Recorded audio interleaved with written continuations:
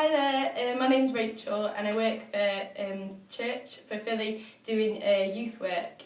So I'm employed by Forge Youth and I work up in the north of the city in two areas called Firth Park and Shire Green. They're kind of the council estates out near Meadowhall, and I've been doing that for 5 years now. I'm just going to tell you a little bit of my testimony and read you a bit from an amazing book.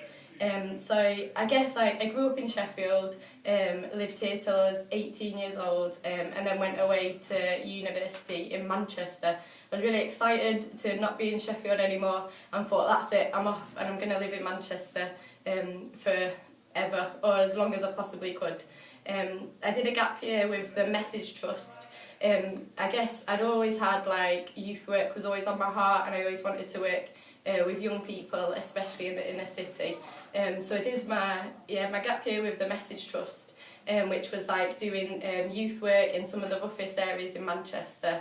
I'd been there about a month and really felt clearly that God called me to be back in Sheffield, which I was absolutely gutted about, but totally felt that I wanted to be able to live and work in a city where I'd grown up and I could really relate to the kids who I wanted to work with as well. So I finished my course, my gap year, and went on to university in Manchester. I did a degree in youth and community work, had a great time at university, and also did a lot of voluntary youth work while I was there, working with the Message Trust and my church that I went to when I was there. Straight away I moved back to Sheffield because I felt like that was the right thing to do. Felt like God had really called me to move back, even though I was a little bit resistant to that. The day I arrived back in Sheffield, I met up with Rich Atkinson, who was my youth worker when I was a little one, back at King Centre. Met up with him, and he basically offered my dream job. He just said, Rach, we've got some funding, we'd like you to come and work for us, and you can do whatever youth work you want to do, which is, was totally my dream. So I started working in Firth Park and Shire Green, and have been working there for 5 years now. Got a house up in Shire Green as well, because that was also on my heart to do like incarnational missionary, be working in the same area that I'm living in, and what I love about that is just when I go to the co-op for a pint of milk, that my kids are there and they're hanging out and they always want to stop and have a chat, and actually just doing life with them often is just the way that your relationships really build up with them. I absolutely love being a youth worker. It's my dream, it's my passion, it's everything that I think I really feel God called me to do. So to be doing that in Sheffield, in a place where I can say to these young people, I grew up here and I know what it's like, is just perfect as well. I think it's really tough being a youth worker. I definitely have days where I go to Alton Towers and I can't believe that that's my job, and I have other days where young people are swearing in your face and you can't believe that's your job. And God's took me on a real journey.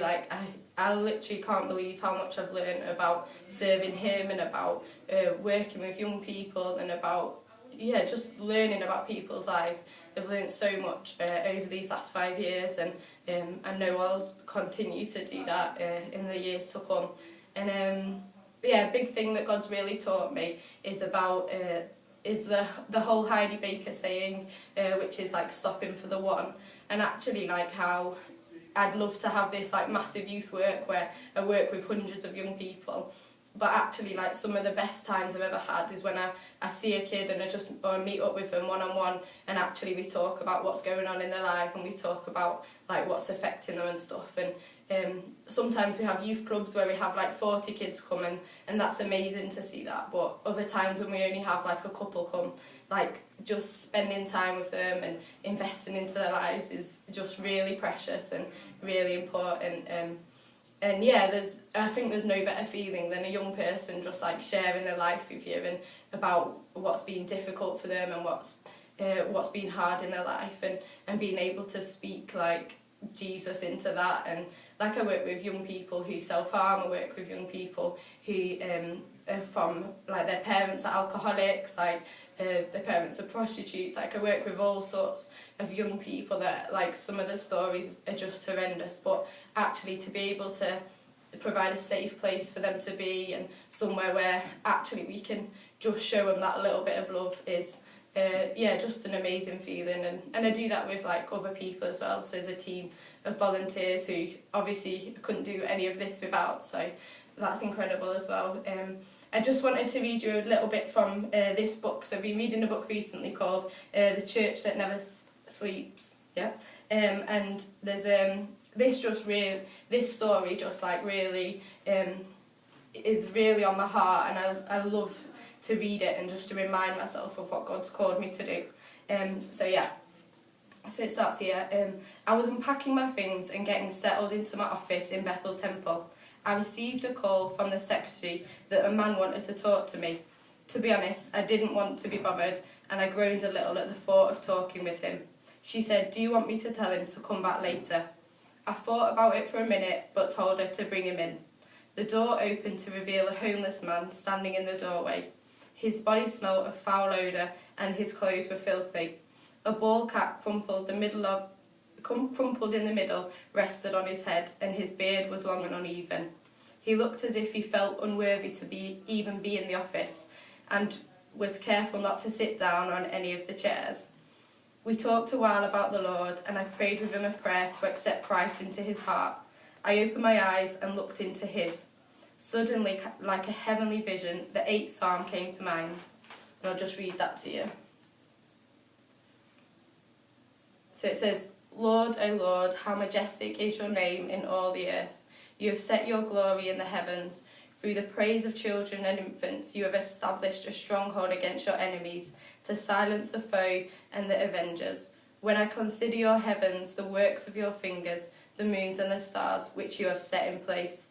What is mankind that you are mindful of them, human beings that you care for them, that you have made them a little lower than the angels and crowned them with glory and honour. You make them rulers over the works of your hands and put everything under their feet." God created all things for that man. The creator of the universe regards him with honour. He made the moon, the stars and the planets, and he has given dominion over the earth to that man. God made him just a little lower than the angels, and God put all things under his feet. In that moment, I realised how important the homeless man was. When I opened my eyes, his appearance changed. I saw his hair neatly combed and his pants perfectly pressed. His clothes were new, and he had the sweet smell of a fine fragrance. I stood up and said, "Sir, I want to thank you for blessing me with your presence. I thank you that a man such as you would bless me with your dignity here today." I can still see that man leaving the room, scratching his head a bit and trying to figure out why I was saying all of those nice things to him. That day, I realised that every man, rich or poor, needs to be treated with dignity. Every person was created with care, given a great name by God, and given power and dominion over all the earth. Because he was fearfully and wonderfully made, each man deserves our respect. And so, I guess that story just really speaks to me every time I meet a young person, and every time I spend time with a young person, that actually I want to treat them with the respect that they deserve, and the fact that they've been created by God and are as worthy of knowing that as everyone else. So that's it.